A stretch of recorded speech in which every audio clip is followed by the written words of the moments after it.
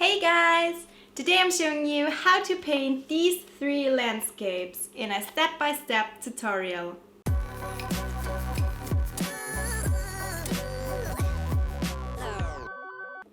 These might look a bit complicated, but they're really not. The only thing that you need is a little bit of time and maybe as well a little bit of patience.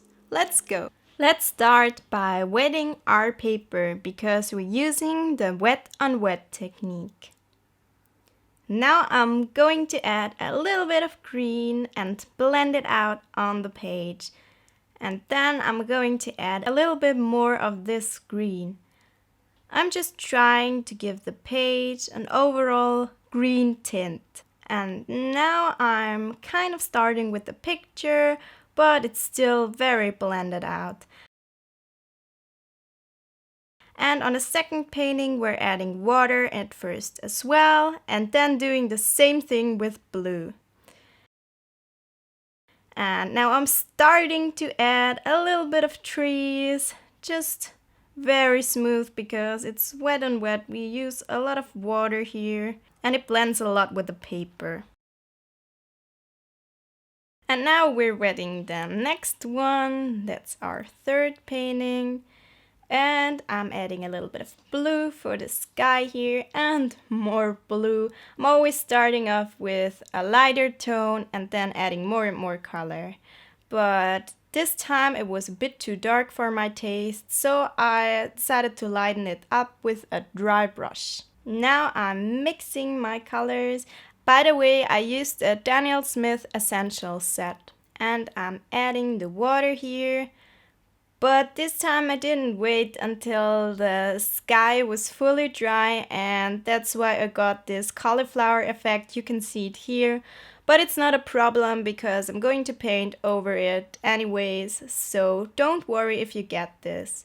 And now I'm starting to add some details to our first painting. I'm gonna be working on that a lot now. It's going to be almost finished until we're moving on to the next ones, because this one is quite detailed, or it looks quite detailed, but it's actually not that hard. All you need is a little bit of time. And I'm going to put the links of the reference pictures down below in the description. You can copy those as well. I didn't copy them 100%, but you get the idea, and I really recommend looking at the reference picture because making up a landscape in your head is quite hard, and especially at first when you don't know a lot about it yet, then use a reference picture. And I'm adding a bit of shadow to those earthy bits. And now I'm starting with the water. I'm just doing lines. In case you've seen my previous tutorials, you know how I draw water. And that's basically the same here. I'm just adding more and more of those lines with a lot of water. I'm using a watered down paint. And I'm adding more and more details here.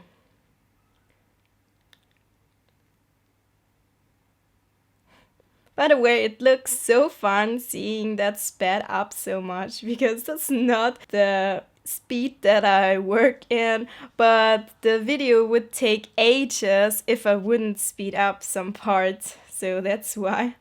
I'm starting with those trees in the background now. And the secret for painting trees, at least in the style that I do them in, is just doing dots. Those aren't perfect dots, those are just messy little dots that I do with my brush, adding more and more paint. It's just so easy. I'm spreading those out, then I'm taking a lighter green tone, and then I'm going back in with the darker one. I'm just basically doing dots and shapes. It's just so simple. Don't think about it too much because, again, like I said in previous tutorials, nature is messy and you don't want it to be too perfect or it won't look organic enough. Now I'm adding even more details, a bit of shadows, because that's another secret. Just add more and more highlights and shadows and it will look more three-dimensional, more organic, and it will pop even more. And now I'm adding shadows to the tree, and yeah, it's not that hard to do, but maybe you need a little bit of practice if you haven't done that before. So just don't quit and just have fun with it. It doesn't have to be perfect at first, and it doesn't have to look like a masterpiece. Sometimes you just have to keep adding details and adding more and more of those, and in the end, it will look great. And well, sometimes it doesn't look that great, but it's okay. Not every art piece has to be a masterpiece. It's just about the fun and about just doing it. So don't worry about it too much, especially as you're painting nature scenes, because those are organic, and I think that's supposed to be fun to paint those. And so don't really think about every little line that you put on that painting. Now I'm adding a bit more shadow to our water here because I wanted to have some depth and also some highlights in the middle because I'm leaving those out now. You see that I'm adding one layer, then the next one, then the next one. I'm just adding layers of layers, and that's why I'm using a high quality paint because those handle the layers quite well. And I really recommend the Daniel Smith Essential Set because it's just about 30 bucks in the USA. It's a bit more expensive in Europe where I bought it, but and you just get 6 colors, but those last about forever because those are tube paints and I just put them in my palette here and I still have a lot of those left. So I really recommend that set because you can mix almost every color and you get very decent quality, and I think that it's just more fun when you have a good product. I will link it down below just in case you want to take a look at it. I'm not selling it, I'm not sponsored by them, I just really like the product. So we're adding more and more shadows to our trees, and it's getting a bit dark, but don't worry, we're going to add a little bit of white details in the end, like I always do, because it just makes the painting pop. And you have to use it carefully and not add highlights just about everywhere because otherwise it will look messy. But you can really make a painting pop with just a bit of opaque white gouache, Chinese white, white acrylic paint. I just use Chinese white because we get it with our watercolors here, and I've been using that since elementary school, and I know how to use that, and it's really, really opaque, and it's fun, and you can also re-wet it. And the way I'm using it here, I'm really taking advantage of the fact that you can re-wet it afterwards. If you're using white acrylic, you have to be a bit more careful on where you put the paint because you can't blend it out in the end. Now I'm using a jelly roll. You can blend those out a little bit with water, but not as great as the Chinese white, so I'm adding those highlights a bit more carefully. Now I'm starting with the beach here, and I'm just adding paint and then removing it again with a tissue because that way I'm getting the perfect tone. Now again we're adding bushes, and here I'm doing that, I don't know what those are called in English, but you know what that is, I hope. And now I'm adding the horizon in blue and the sky. It's a bit dark, but I think that in the reference picture it's as dark as here. So yeah, I'm adding a cloud later on. So here we're adding shadows. Again, that's the same technique as I used before, and I'm just messily doing dots. Not too perfect, not too spread out. And now I'm giving the water a bit of details. Those are very easy and you don't have to worry about them too much. Just give it a little bit of details. Look at your reference picture and look where those lines are, and you will get the idea on how to do that. It doesn't have to be perfect because nobody will notice if a line looks exactly like the reference picture unless you put them next to each other. And I'm adding a bit of shadow. It's getting a bit dark in the end, so I had to add a bit of highlights in the end, but that's just no problem because you can always go back, and in case you don't like it as much, you can kind of erase your mistakes. Yeah, that's a thing that I really love about watercolor. Yeah, I'm blending that now because I thought that it was a bit too detailed. And now I'm adding a bit of highlights to our beach here, and I really love the way that this part turned out. It looks kind of realistic, and yeah, adding the jelly roll and smudging it.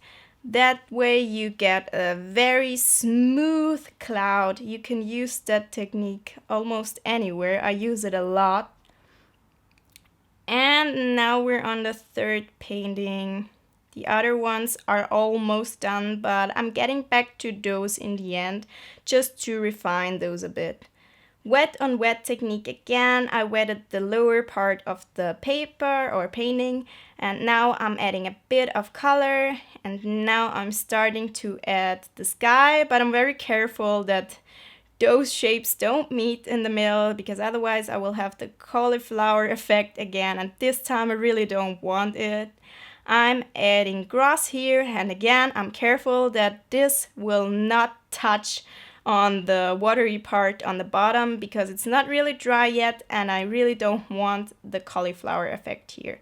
And I'm adding the trees.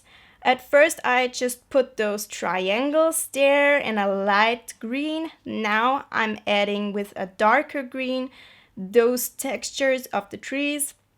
Those are really easy as well. Those are a bit like the other trees that I did, but instead of just doing dots, I'm doing lines. And that way it looks a bit more like those trees. And I'm adding more bigger trees in the background.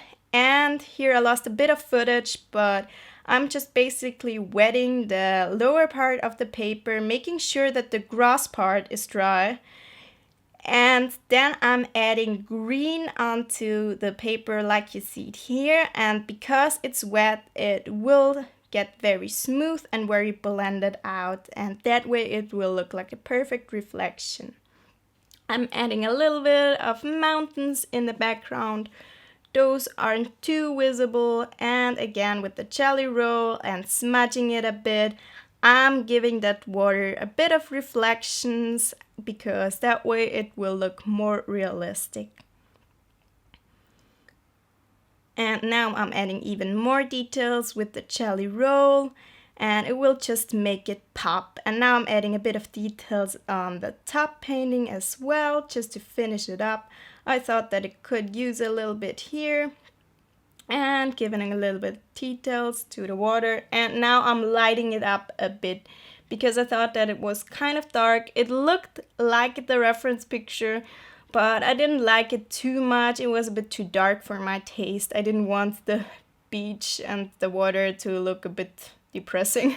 So I took the jelly roll and put a bit of highlights there, and then I blended it out with water and a bit of blue paint.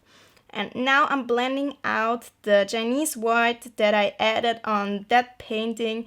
At first I liked it the way it was, but after looking at it for a few hours I thought that it could use a little bit of blending, so that's why I went back to that painting in the end. If you use something like wash, it can be re-wetted unless you use acrylic wash, because that can't be re-wetted. And now I'm just taking off the washi tape and we're done. Those look a bit complicated and they might take a little bit of time, but they really aren't complicated. The secret is just to add a bit of details. I really hope that you liked this video, and if you did so, please give it a thumbs up and subscribe to my channel. And until next time, goodbye!